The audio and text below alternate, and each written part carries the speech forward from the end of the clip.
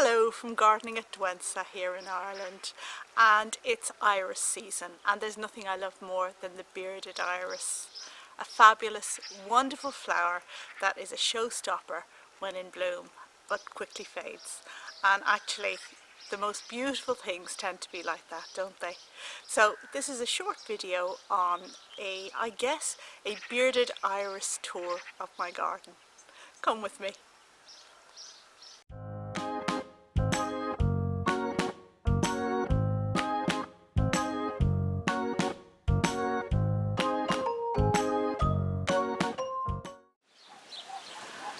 I'm going to start my mini iris tour of the garden with this picture here, and we are at the entrance to the garden. On the left we have the wooden arch over there, and here in this bed we have a lot of bearded irises, two of which are in flower at the moment.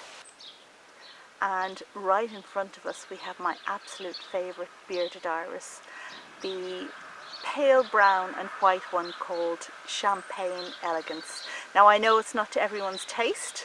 My husband, for example, doesn't like it, but I absolutely love it, and it's a repeat flower, so that's all good. But also we have the blue one behind. I just love this iris. It's so light and airy, and then you have that glorious furry bit. Oh, we can't see the furry bit from here. Let me bring you in and show you. And there you can see the yellow furry bit on its beard. It's just gorgeous.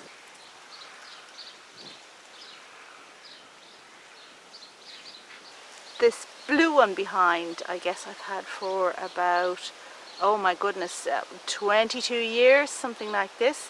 It came with us from the last place that we lived, so it's been around for a very long time, divided many times and spread out around the garden.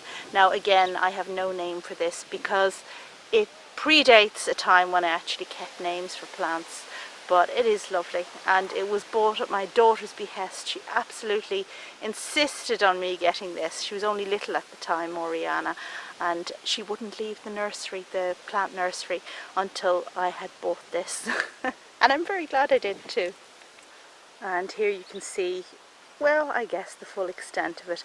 So the lower petals have a deep blue, and the upper ones have a kind of light blue, almost lilac to them. And then the beardy bit is white and yellow. It's a really lovely plant and lots of happy memories. And the next bearded iris I want to show you is over here. It's not the tall blue one there. It's an unusual brown one here in the dappled shade. The blue one we passed by to get here is of course the same blue one that you saw in the first shot at the front of the garden, and I've just had it so long that it's been divided and gone everywhere. But this one is interesting because it's really tall, and that I guess is because it's reaching for the light, and this particular position is less than ideal. There's too much shade for it, but it's still graced me with flowers, so I really can't complain. And over here we have another favourite of mine, again with no ID, but look at it. I think it's just a gem. Now this one has really unusual colours, for Ireland anyway, because they're so dark. The petals are a kind of really dark red, and then we have a light brown up here, and of course the furry bit on the beard is bright yellow. And just look at that furry lip. It's so tactile, just makes you want to touch it, but it's the same with all bearded irises. You just can't keep your hands off them. And over here in this section of the garden I've got two sets of irises, and you can see the first one on the right just there. Not a bearded iris, but a Pacific Coast iris. And as you can see, it is a mass of flowers, and lots and lots of flowers, even in the centre of the clump. So I keep thinking I should dig it up and divide it, but actually it's still flowering right at the centre, so maybe not just yet. Now this was sold to me as broadleaf rose, which is supposed to be pink, but it really is more blue, so I think maybe the label is wrong.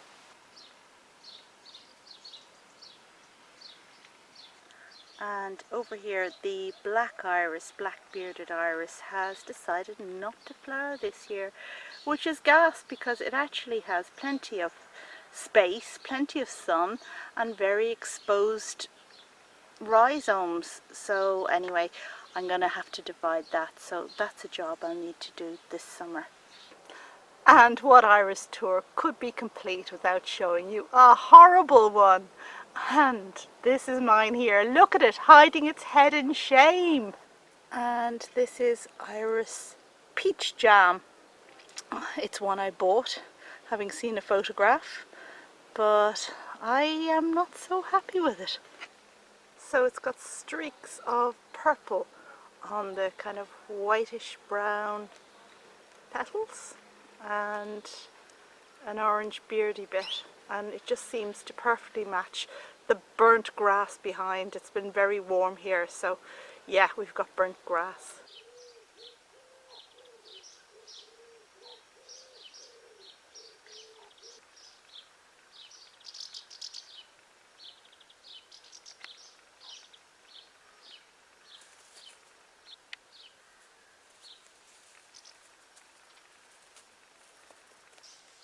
And we've moved now over to the other side of the garden where I want to show you this beautiful iris. Now again, I'm really sorry, I don't have a name for it, but isn't she lovely? Well, it is pink, that much I can say for sure, and it has a kind of brownish edge. My goodness, do I tend to favour brown irises? I would never have thought that. And the bearded bit is yellow, and that yellow kind of diffuses in a gold to the surrounding petals. It has some very attractive features, I really must say. And there seems to be a kind of crimping to the edge of the petals.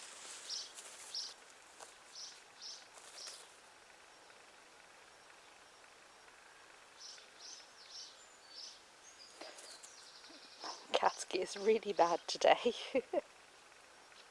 You can see it's been very dry here by the fact that the grass is quite brown and burnt behind Katsuki there.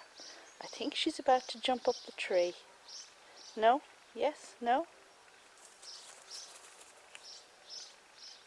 Anyway, although I can't tell you the name of the iris, I can tell you where I bought it.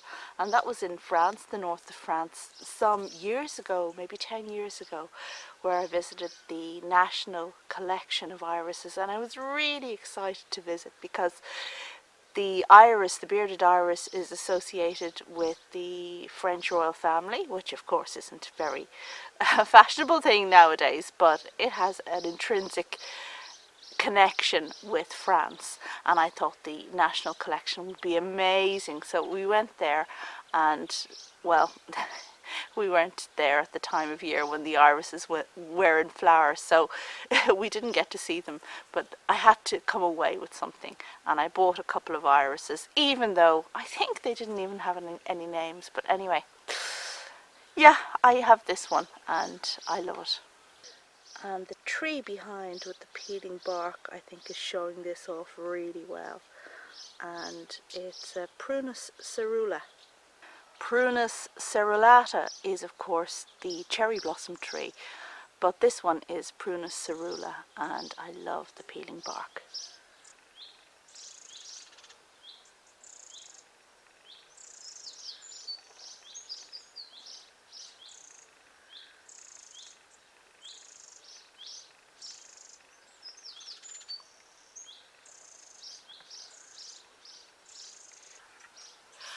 And that brings us to the end of this bearded iris tour, which I hope you enjoyed. And if so, please check back for lots more gardening fun. If you'd like me to make a video about dividing irises later on in the season, then jot that down below and I hope to get to it. Okay, that's all for now. Thanks as always. Bye.